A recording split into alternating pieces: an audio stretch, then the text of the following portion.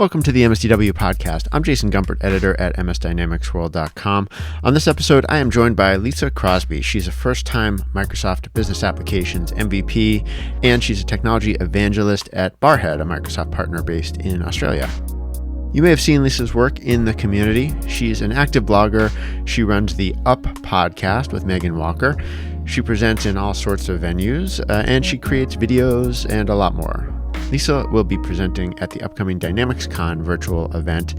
So we talk about that, and we also dive into some of the areas that Lisa is watching closely, like the 2020 Wave 2 product releases for Dynamics 365 and the Power Platform. We also talk about Project Oakdale, which is Microsoft's initiative to integrate Power Platform capabilities with Teams. And Lisa also shares her approach to preparing for and passing Microsoft certifications. All right. Well, Lisa Crosbie, welcome to the podcast. Thanks for joining me today. Thanks very much, Jason.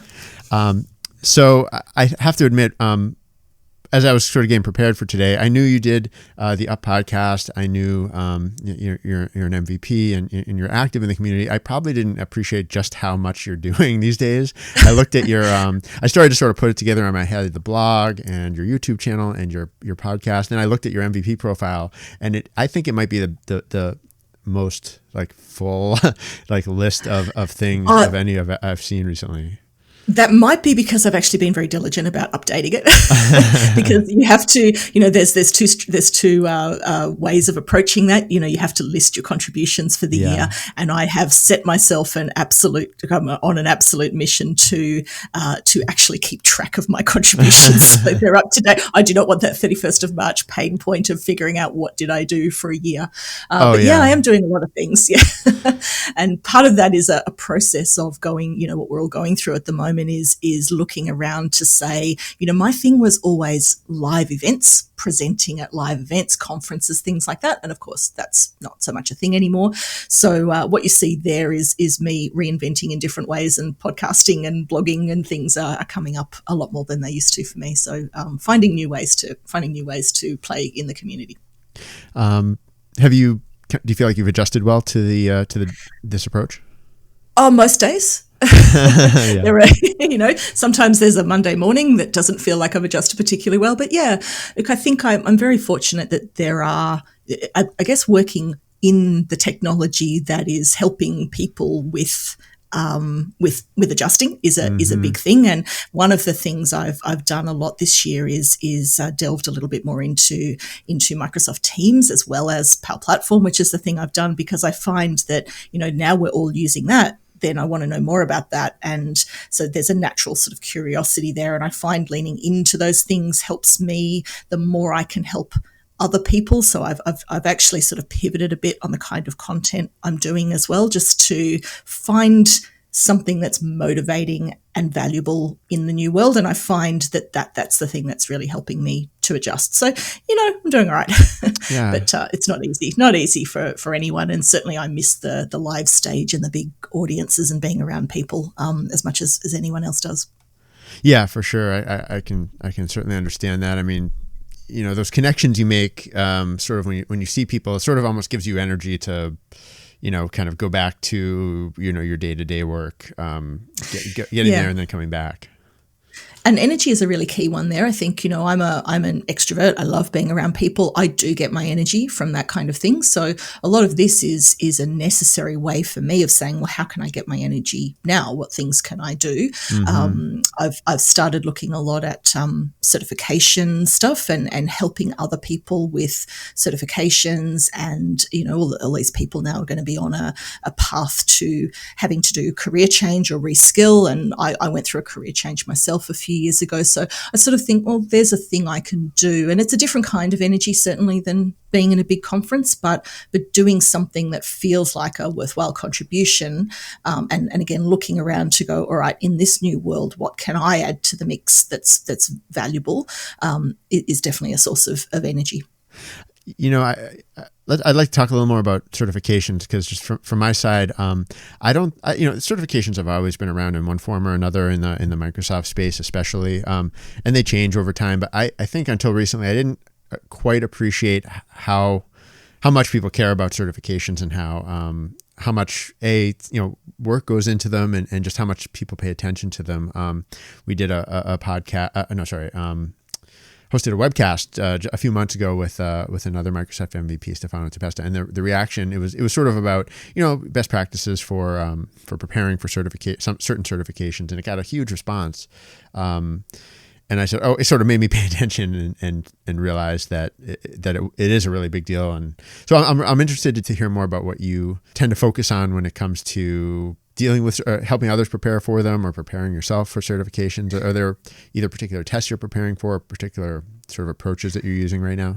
Yeah. So I think it's changed a lot in the last 6 months particularly, and in the last 12 months. So, my thing with certifications is I'm quite motivated to do them. I find that putting a date in a calendar and setting myself a goal, and just the only way it ever gets done is that I just pick a date and stick to it. There's no magic other than just committing myself and saying I'm going to do it, because honestly, you never have time. So it's an extra thing. If you're in consulting, it feels like it's an extra thing you have to do on top of your day job and so on. So you just have to say, I'm doing it, put it in the calendar and do it. But the reason that, and for me, I've done those sort of standard Dynamics certifications and so on. But the thing that's really excited me in the last 12 months, and certainly now in the last 6 months, is that there are now new, and some of them are still in beta, Power Platform certifications. And I've been training people in the introductory Power Apps content. There's a program called App in a Day, which runs globally, and I've been doing that for probably almost since its inception, sort of a couple of years ago. And people have for 2 years been saying to me, they come out of that program, which is really a very broad, it's an awesome program, but it's a broad one-day introduction. It's not, you can't just walk out of that and be a consultant. It's an intro level. So a certain proportion of people who come to that would always come to me and say, how can I learn more? How can I go further? How can I get certified in this? And for those people, and especially now, there are career paths. As I said, you can't go from sort of zero to consultant, but career paths in businesses where you are an app maker as part of your role in a business. There's certainly a thing there, and we're seeing new certifications coming through now. There's one, the number is PL 100, which is an app maker certification that's really targeted at those people. And so that to me is genuinely exciting, because that's a place where people can actually skill up at that next level to become people who can make apps, and then they might go further from there, but it gives them that thing. So I'm very much about saying, well, I've only done this stuff for 4 years. I actually worked in book publishing for a very long time before I did this, so people might not know that about me. I did a midlife career change, so I know what it is to kind of pivot and reskill. I was lucky that I made that choice. It was a very difficult choice, but I made that choice. A lot of people now are being forced into it. So I think I can still step back into that mindset of what it's like to learn from scratch, and to not assume that level zero, what do people don't even know some basic stuff, and it's a barrier for them getting into learning things that they're capable of learning. And how do we reach those people and welcome them into this technology? Mm-hmm. It strikes me as a nice certification for anyone, even like you said, maybe at a working for an employer who is a Microsoft customer, or just a nice, very portable sort of certification that you can get. It's affordable, right? I mean, there's a fee for the certification, but pretty much you can get all the training you need for a lot of these, without paying for a course. Yeah, absolutely. And I did a blog post recently on how to use Microsoft Learn. So Microsoft Learn is the online free training platform. So yes, all the training is there for free, and there's learning paths, and you can bookmark them and add them to collections and things. And then you can work through that at your own pace. So if you're someone who goes, right, I'm going to dedicate 2 days and just sit down and learn this stuff, you can do that. If you go, I'm going to spend an hour every day, you can do that. So it's all completely, freely accessible, self-paced learning. It directs you off to do a little bit of practice work. Like you'll always need, there's a lower level of exam, which is a fundamentals exam, which always has a 900 code, so PL 900. The 900s, you tend not to need hands-on experience. Those are more about can I describe the business value? Can I explain the capability of the platform? So that's a good intro level. If you're in a sales type of role, it's sort of targeted there. Whereas that 100 level certification, you're going to need to get your hands on the mouse and the keyboard and do something. So the Microsoft Learn stuff takes you through both written materials and directs you into some, like, not heavy stuff, but, you know, some how to and have a practice and things. So yeah, that's all free. And that's, I think, also where, you know, that didn't used to be free a couple of years ago. So there's been a huge effort from Microsoft to get all of that content into Microsoft Learn, to make it, you know, it's been written by experts, it's well written, it's well structured. So I've seen the evolution of that platform, and I'm really excited about sharing that with people, because it does mean you don't have to pay to get training. You can, if you want, you know, in person, on virtual training, whatever, but you can access those materials for free. And even the cost of the certification, if you've been affected by COVID-19 and you're in that position of reskilling because of that, there's a program that Microsoft have got to fund your certification, you know, down to a certain level. I can't remember what the price is, but it's a very low, it's more like, you know, $15 or $20 or something instead of $100. So it's a low fee. So there's really very little barrier in terms of cost to get into that. You have to invest the time and energy for sure. And it does take time and energy. I'm not going to say it's easy to just go, bang, I'm going to get certified, but there's no big financial barrier for people wanting to get into that. Oh, that's good to know. Yeah, I didn't know about that. I did know about Learn. It sounds like you're fairly happy with how Learn has evolved over the last 2 years that they rolled it out 2 years ago? Yeah, something like that. There wasn't much there to start with. I jumped on all excited when it was first launched, and then sort of backed away again.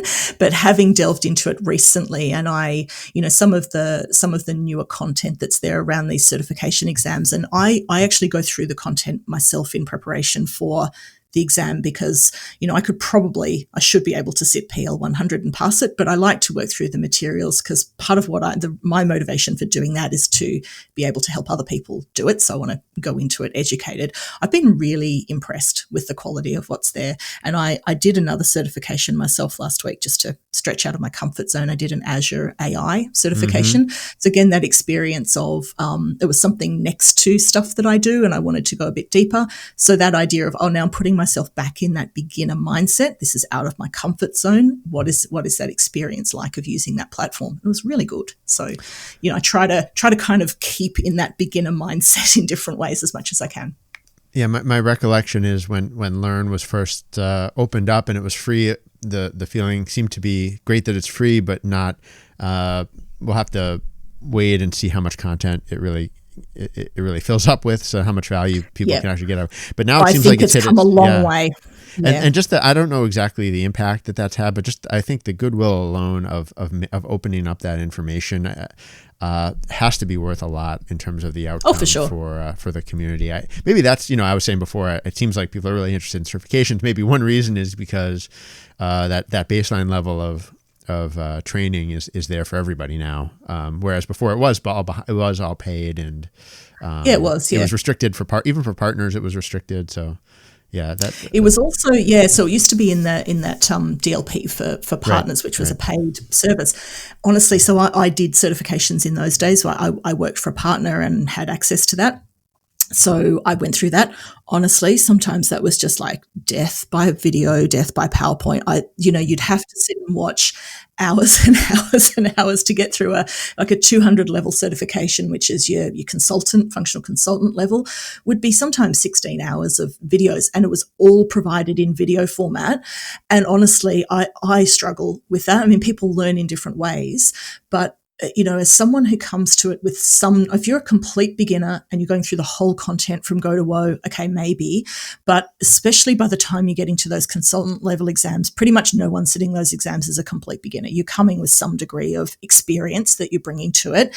And it's really hard then for someone like me and other consultants, I suppose, to go in and say, well, in preparation for this exam, I probably know 80%. But I need to revise the other 20% or 60-40 or whatever it is to find those bits in 16 hours of video content where I couldn't just go, there's one section that I don't know.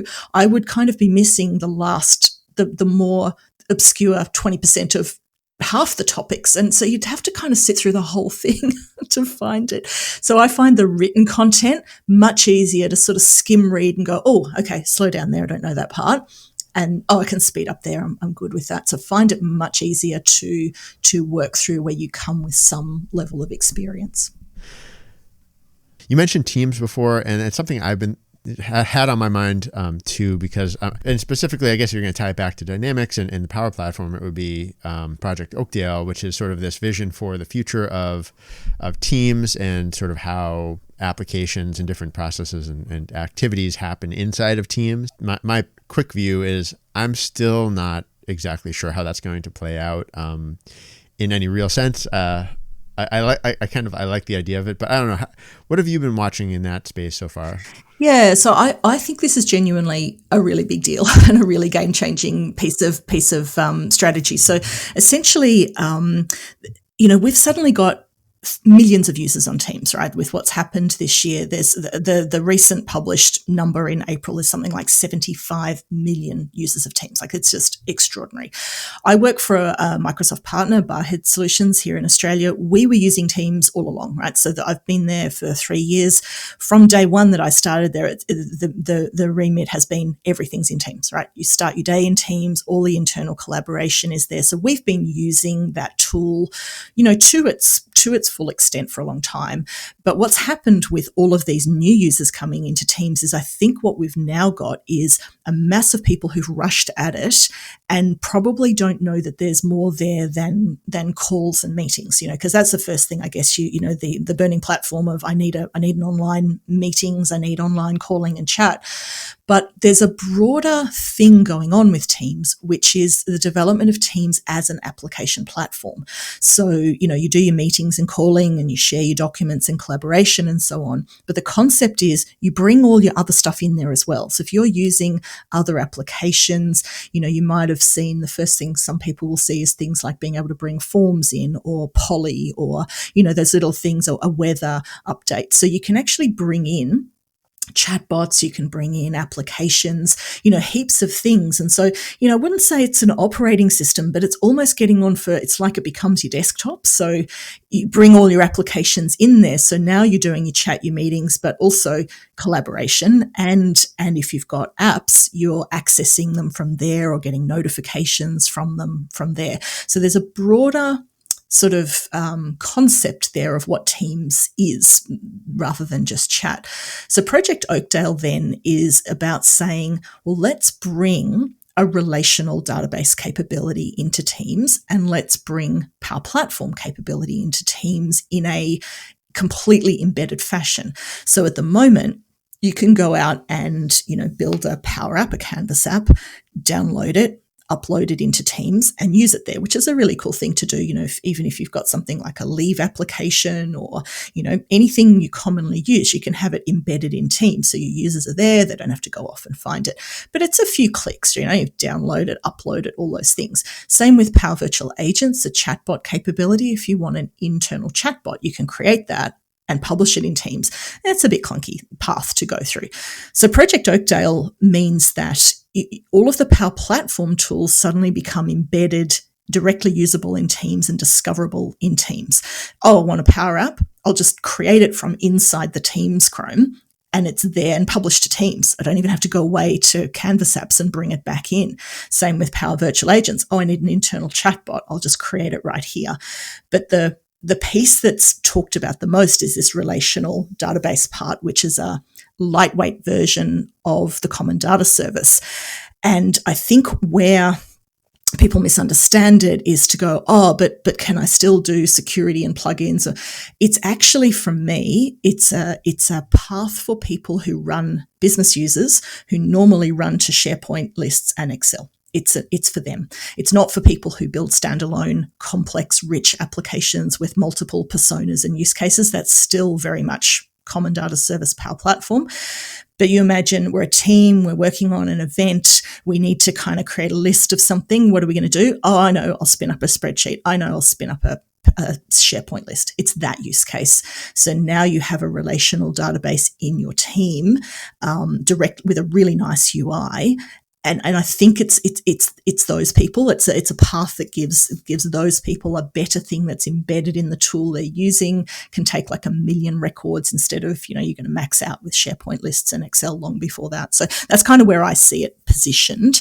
Is more those people, the people who run to Excel, not the people who build applications. Mm-hmm. Yeah, I was one thing that surprised me from what I'd seen so far was that they weren't launching it with the ability to tie in. It's like your existing common data model, your organization's existing common data model instance, I guess you would say. Yeah, they were launching it without that, and which I thought was strange. But I guess that would suit the case that you described. Yeah. And look, I think you can still do that. I think the idea of creating there will still be capability because there's a broader concept here of Teams as an application platform. If you are building a model-driven app or you're building, a full app on the common data service, you will be able to bring that in. That's on the roadmap. You can do that with Dynamics already. So, I think there'll be a path there, and there'll be a path to upgrade from Project Oakdale to full common data service. So you'll be able to do all the things, but I think fundamentally, if you are already working with a rich application, you bring it into Teams, whereas Project Oakdale is about building it direct in Teams, spinning up something quickly, directly, that is completely tied to and embedded in Teams. So it's really actually an announcement about Teams, in my opinion, more than an announcement about Power Platform.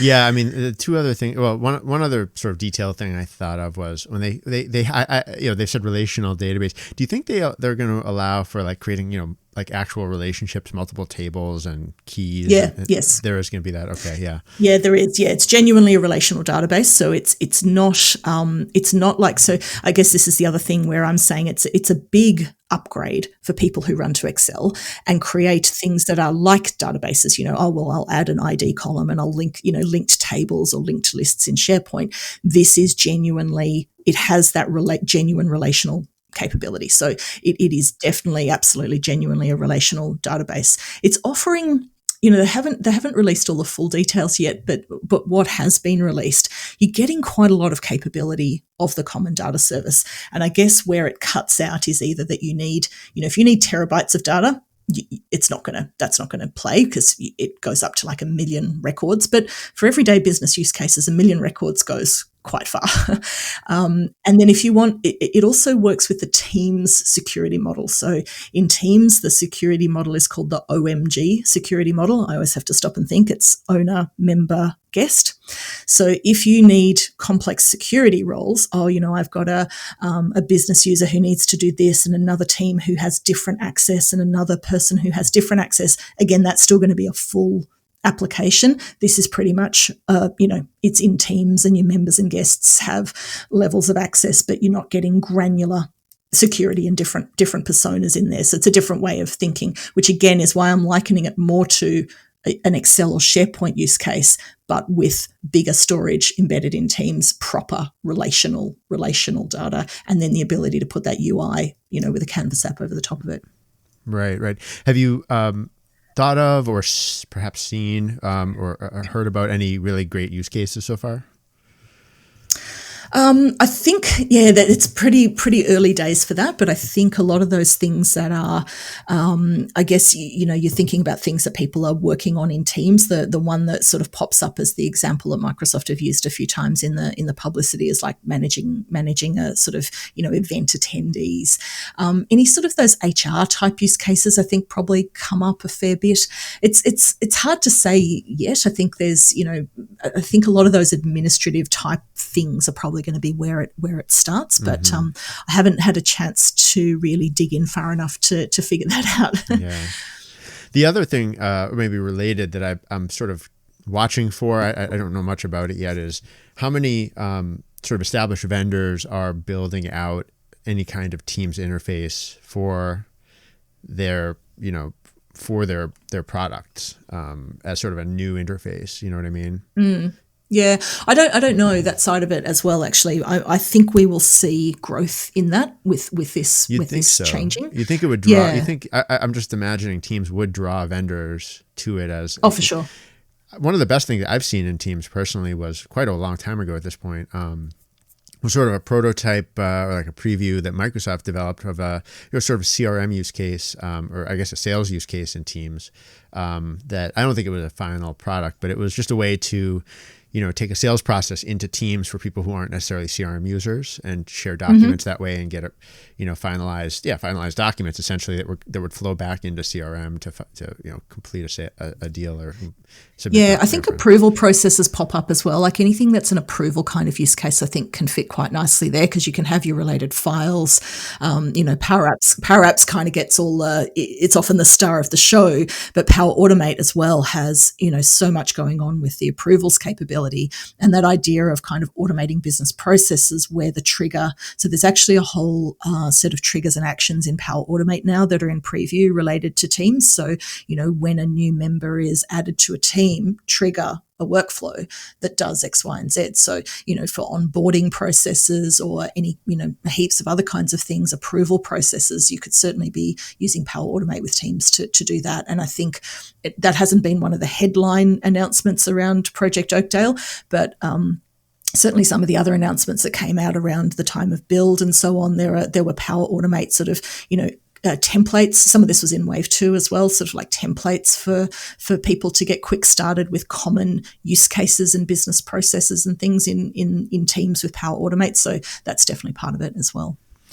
Power Automate's one of those. I've got my hands a little bit dirty myself, even with Power Automate. Just playing with different small automations that I could do, and I just hope they keep pushing with providing more and better pre-built integrations to other enterprise systems, because the ones I've seen seem okay, but they seem too limited. I mean, they just to get more people using it for more cases. That's one area I don't have great visibility into. Probably depends a bit on the particular system and what their API allows as well. And I think that so the RPA capability is also changing that too, the acquisition of Softomotive, so that sort of opens up a whole bunch of things. And, wave 2 release, is full of just RPA, all the way through. So I think that, that's going to open up more and different things as well, that you can do with that where the other things don't quite work. Yeah, is RPA or just maybe automation in general, is that a big discussion point when you're talking to clients right now? Yeah, so it's not my specialty area, but certainly RPA comes up a lot, like in conversations. And I think it's one of those things I'm very glad we now have as part of the platform, because it's certainly a hot topic of conversation. It's one of the fastest growing areas. And, I think the Microsoft story is very much about saying, RPA is not a magic silver bullet to fix all the things. It's an option in the platform. So automate first with proper APIs where you can do that, but this is the other thing that's in there. And I think that story is really strong now with the Softomotive acquisition in there as well. So I haven't dived very deep into that yet, but certainly it comes up a lot in conversations. Yeah, I'm interested to see sort of how partner organizations build up expertise in RPA. I mean, I think quite a few Microsoft partners already have relationships with RPA vendors and have presumably had some sort of dedicated RPA vendors. There's several big ones out there, right? And I imagine some of them have had at least some amount of training or I would suggest if you don't. Yeah, I would suggest if you're not trained in it, now's a good time to get trained in it. Yeah, I could rattle off a few good use cases for Power Automate, but I'm not out there every day sort of promising things to clients, which is probably for the best. But I just wonder how many partners who are just taking it on as Power Automate and seeing it be called RPA, are really how much more sort of expertise they need to build up. Yeah, look, I think it's an additional expertise, but I think, we're in an environment now of constant learning and constant skilling up. We were talking about certifications before and getting beginners enabled, but honestly, that learning journey doesn't stop. And there was a time and place where you could say, I know everything. Honestly, anyone who came to me right now and said they knew everything about all of this, I wouldn't believe them, because even if you do today, there's a new thing tomorrow. It's just that constant learning. And I think RPA is one of the things that's relatively new to us in Power Platform. It's been been around for a lot longer than we've had it in there. But it's one of those parts of, for partners and consultants and things, that's just that necessary ongoing professional development and learning. It's one of the things that gets me out of bed in the morning, that there's always something new to learn. To be honest, I quit my old career because I stopped learning. So be careful what you wish for. There's I think it's one of those. I think it's on the list of things to get across for sure. You just reminded me of I hate to jump around, but one thing I did want to cover while we're talking here, which was getting back to sort of the contributions that you make in the community. I did want to touch on the DynamicsCon event and the presentation that you're doing there, which is only in a few more days. I can't believe how soon that's coming up, but that's probably one of your how did we get activities. To be September already? Yeah. So this is interesting. I'm going to be involved in one of the networking events there. So that's not quite up on the site yet, but I'm sure it will be soon. And I've been involved with the committee on that a little bit. So yeah, it's a free event. It's a free virtual event. So, I think one of the things we've seen obviously this year is all our in-person events changing to virtual events. And we've seen some awesome stuff from Microsoft there. This is actually a brand new one this year. So it's called DynamicsCon, as you said, and it's a free, completely free community event. They've handled it a little bit differently, and the sessions are all sort of pre-recorded. They've applied a very sort of professional touch to the recording. Some of my friends have been involved in doing their presentations and have had a good experience with that. So, you'll get sort of live moderators but properly sort of pre-recorded, high quality recorded sessions. And there's an agenda of 2 days worth of, it goes across all the 4 tracks. So there's Power Platform, the F&O, Customer Engagement, Business Central. So, whatever your thing is, there's something there, 2 days worth of sort of both functional and technical content. And yeah, completely free. And then everything is available afterwards as well on the YouTube channel to watch. So, where I'm talking about continuous learning and skills development, there's some really good speakers there. So I'll be kind of up at an odd hour of the night for me because I'm in Australia. So that's how we roll here. Mm-hmm. Not the first time. So it's running on the 9th and 10th. Not the first time I've done that. And, where it's a big event, I stayed up all night for Business Application Summit because I'm a little bit mad. So, if you're in Australia and you want to participate live, that's just how it goes. I've seen it personally many times. We do lots of webcasts through our site, and usually they're at noon Eastern U.S. time. And I mean, there's very frequently Australians on the line or New Zealanders, and it's just or other places in Asia, and it's just I can't believe it, but they're always there. 9 a.m. 9 a.m. Pacific is the one that kills me a bit because that's like 2 o'clock in the morning for me right now. But once we get through another month and the daylight saving situation switches around, it gets a whole lot better. Then 9 a.m. is like 4 a.m. for me, and suddenly it's a whole lot easier. Slightly more human. Humanitarian. Great. Yeah.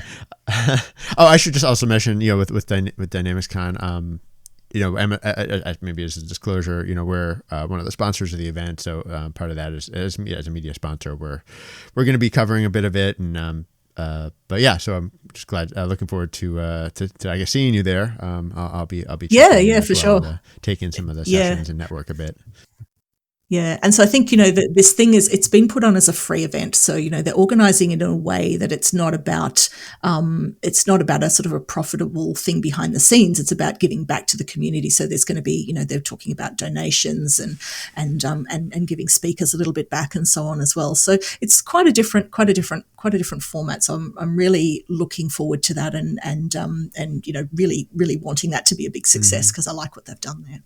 Yeah, I think from my perspective, the two decisions that I think they made, or that from the beginning, was one was having sort of community open voting on which sessions to select for the final event, and then just transparency on the costs and sort of the charitable element of net proceeds going to a charitable organization. I believe it's going to Direct Relief, which is a great nonprofit. Again, to jump back to something you said earlier, again, apologies for that, but your own evolution. So I'm really interested in what your role is like as a tech evangelist. I'm also interested because it seems like you really ramped up from sort of what was sort of the customer side, like you said, at a non-partner organization into this life of a technical evangelist. Can you tell? Yeah, no, it's what that is and sort of that's Yeah. gone? So my background into this, as I said, I worked in book publishing, which on the surface of it doesn't seem like it has any relevance, but I was always in sales and marketing management roles and always had my finger in the pie of the business system. So I would always go, I'll help you with the CRM. So that led to getting into Dynamics. And then I ended up going and working for a small business partner that was helping us there for a bit, which, on paper looked like a completely crazy thing to do. I was a director at a large publishing company, and then I went to work for a small business with two guys. So on paper, it looked like a crazy move. But how did that go? Did did they just say like you'd be great as a consultant and you were enjoying? Well, it was actually someone. Yeah. So I was lucky to have that transition, and I think in terms of career transition, honestly, the networking and the opportunities that come up from networking, they didn't sort of advertise that job and apply for it. And I tell you what, when you're doing a career change and you're trying to apply for jobs, because I did go through that process as well, you don't have 5 years experience on paper of the exact job that you're applying for. A whole lot of places will rule you out. So there are many places that are open-minded and better at that, but and hopefully we all get better at that. But it's pretty tough when you're making a change, because you don't know. There's all this stuff about transferable skills. You don't know what's high value on the other side of that fence until you're on the other side of that fence. I want to go back to myself from 4 years ago and give myself the phrase, I came from the customer side. I didn't know that was a thing. I didn't know that language. I didn't know that carried the value that it does. Yeah. But, because when I was on the customer side, I didn't know that was an expression, So part of it is you just don't know those things, right? So I sort of, these guys that I went to work for were actually our consultants they consulted with us on the CRM where I used to work. And I'd worked with them over a long period of time and had started just, on a more personal level, talking about the fact that I was looking to make a change. And we went through a bit of a conversation of, well, hey, do you want to give this a go? And it was a 12-month job, so again, I quit for something that didn't have a whole lot of longevity or security. Took a leap, best thing I ever did. And then after that, I ended up getting a role here at Barhead. So the technology evangelist role that I'm doing now is a bit of an evolution, through that. I started as a functional consultant, did pre-sales consulting, pre-sales management with Barhead for a bit. And this is really in many ways a job that's it's a bit of a dream job for me, really. It's a technical marketing role is probably the best way to describe it. But it's so there's still some support for sales cycles in pre-sales. If we need a customized demo or a really sort of storytelling kind of demo, I'll get involved with those kinds of things.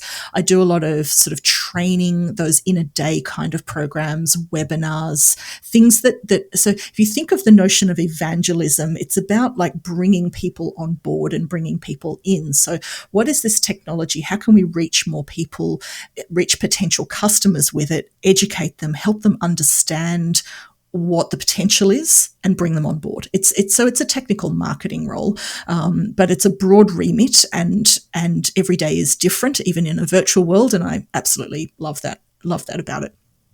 You're turning people into believers. Yeah, that's pretty much it. But I think one of the things that I do, and people have said this to me, it's like the enthusiasm is genuine, right? I genuinely, I do this stuff for fun as well.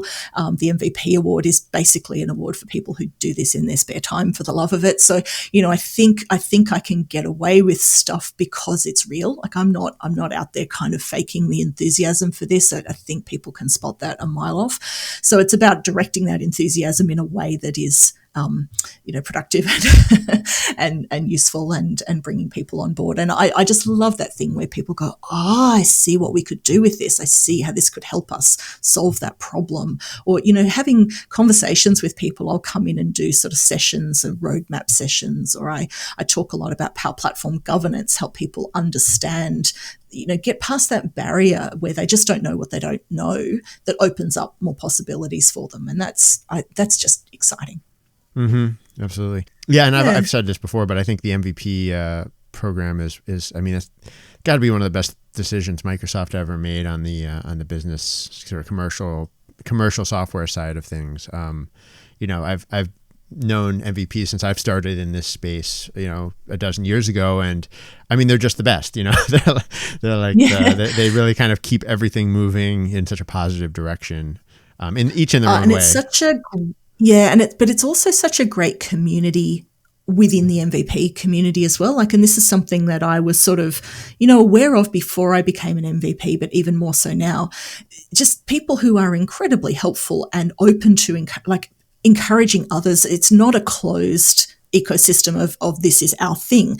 There's always conversations of who else could make, MVPs don't choose MVPs, but MVPs can encourage, mentor, highlight, lift each other people's content and so on. And there's a really kind of proactive spirit around going, hey, this person's doing great work. I want to help that person kind of take the next step if that's what they want to do. Mm-hmm. And that's awesome. That's just being part of that and seeing people genuinely wanting to lift other people. So if you're listening to this and it's something you want to do, certainly participating more broadly in the community and don't feel like, these people are unreachable or that it's an exclusive club at all. It's very much the opposite. Now that I'm inside it, I really see even more of that kind of generosity of spirit in lifting other people is amazing. Yeah, that's great. I mean, one of the things that's always occurred to me is I don't feel like I often meet people before people who deserve to be MVPs tend to get picked up as MVPs fairly quickly when they're sort of fitting the sort of criteria of it. So I don't often see too many people I know who, there's been a few definitely, but who became MVPs sort of after a long time of sort of deserving it. But I can certainly, there's a few other people sort of who I've been noticing recently who definitely have been upping their sort of contribution. And maybe, I don't know if maybe the virtual, the sort of the rise of so many virtual events and virtual interaction opportunities has sort of helped a few people perhaps do more than I'm sure it normally will. Yeah, I'm sure it will actually. And I think that goes both ways. I think for some people it's really hard. For some people it's a hard transition to make. And like I was saying before, for me, my main, a lot of probably 50% of my contributions before were in-person things. So, you have to kind of make that pivot. And again, doing things in a virtual format is it's a very different skill and it's a very different feel from doing things in person. And so that will enable some other people to perhaps who couldn't travel or who didn't like doing in person or for whatever reason, it does open up more and different opportunities. So that means there are some different kinds of people who will pick up those opportunities. It means others of us have to pivot into those as well. So it certainly does mix it up in ways that are going to open up new channels for contribution. But you have to, and for me, I'm very pragmatic about this. So we work with technology that's changing all the time. You have to be able to roll with the change in the format as much as the change in the technology. I think that's just the nature of it and the mindset of it. Well, this has been great. I just want to make sure for our listeners to know where to find you. We have, you have your blog, you have your own website, your own blog. You do the Up podcast regularly with Megan Walker, right? And that's been sort of rolling. I guess that's only a few months old, but it's great. And you guys we are up to episode 14 this week. So that suddenly I turn around and we've been doing that for a while. That was very much a decision for us to say, let's do something, let's make lemonade out of lemons, right? We start talking about it back in April saying, let's do something good. And she and I have only met in person once. So, we chatted a little bit, but then over the course of the 3 months we've been doing it, we've got into this amazing rhythm, and it's actually almost like one of the highlights of my week now. We record once a week. So first thing in the morning for her. Time. And again, like I'm saying, that it's genuine. We genuinely enjoy. We don't script it. We sort of we'll ping each other during the week and say, hey, how about we talk about this or that or the other? So we'll have a few talking points, but then we just hit record and do it. And we are genuinely having a good time. And people have responded to us in that vein of like, oh, it's just like listening to a couple of friends have a chat. And it's like, well, it actually is that. So, but we're really trying to do something to put a different a different voice, I guess, in that podcasting world about just that style of it. Being two friends having a chat is very different from what else was out there, and to try to deliberately seek out to find the upside and to talk about that. So yeah, we've had a great response to that, and we're absolutely loving doing it. So yeah, that's the Up podcast. You'll find us on all the socials and stuff there, and I'm pretty easy to find if you spell my name it's Crosbie with an IE at the end. I've spent my whole life spelling my name, but it's a unique enough name. You'll find me on Twitter, LinkedIn, and as I said, blogs and YouTubes, and pretty much all over the place that I can find a way to contribute. It's like keeping my own energy up and hopefully putting something useful into the world. Yeah. In addition to presentations at events, at user groups, I'm seeing here all over the place. Yes. Awesome. Oh, I've been to in the last few weeks I've been to Perth, Brisbane, Sydney, and California. I haven't got on a plane. Virtual events all over the place. So, I wouldn't have in the old world, if the California user group had approached me, that probably wouldn't have happened. But now I'm like, sure, it's 10 a.m. on a Friday. Right. Went to Perth for lunch, whatever. Excellent. Well, I really appreciate you coming out here. Anything else you wanted to touch on? Oh, look, I think we've pretty much covered it. I think, the only other thing we've alluded to there is a little bit, there's a new release wave coming. So in terms of learning, there's stuff coming there. So we've got some preview features up and running already. But yeah, lots to look forward to. Yeah, that's not too far away now. In terms of what's coming. Yeah. It's October, right? And I think that they start rolling out. It's October, yeah, but some of the preview features are enabled in August. So you can actually sort of get ahead of that a little bit if you're into that sort of thing. So yeah, plenty to look forward to there. So that's another thing to help get you out of bed in the morning if you need it. Right, and you just put out a video with your favorite features. We'll link to that. I did, yeah. I did a crazy thing. I did a top 10 in 10 minutes because I take and that was wonderful. 600 pages and summarize it in 10 minutes. On the one hand, it's very fast. On the other hand, it's just great to see a really quick list. Honestly, that's had a really good response. And I have done some longer format things that you'll find out there where I do a sort of full hour on just Power Platform. Mm-hmm. But if you've got 10 minutes and you want the top 10 in 10 minutes, that'll get you some way across it quicker than reading the documentation. I mean, do read the documentation, but as an entry to that, that seems to have been pretty well received, and it was quite a fun challenge for me to be that concise. So yeah. Yeah, sure. The documentation is quite good though now, I think. Oh, it's awesome. Yeah, I think they really sort of standardized it, and it's a much improved, yeah, and I think for sure. And they keep updating. The other thing to watch with the new release documentation is that they will update as they go. So when it's first announced in July for the October release, all the dates are in a little bit of a placeholder date. Everything's in October, and we all know that everything isn't in October.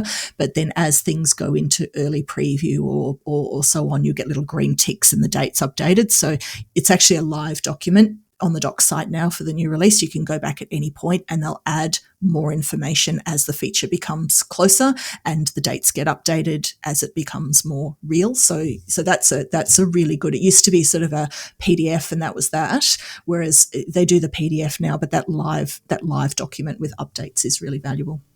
Great. Well, Lisa, thanks so much for stopping by and talking with me. It's great to get a chance. Absolute pleasure, Jason. Thanks for having me. This has been another episode of the MSDW podcast. My thanks to Lisa Crosbie for joining me. For more about Lisa, you can visit her blog, lisacrosbie.com. You can visit and listen to the Up podcast at theuppodcast.com. And a whole lot more. We'll post links in the podcast description today. To get in touch with us, you can email me directly, jgumpert@msdynamicsworld.com. You can follow us on Twitter as well, @msdynamicsworld. Until next time, this is MS Dynamics World, signing off.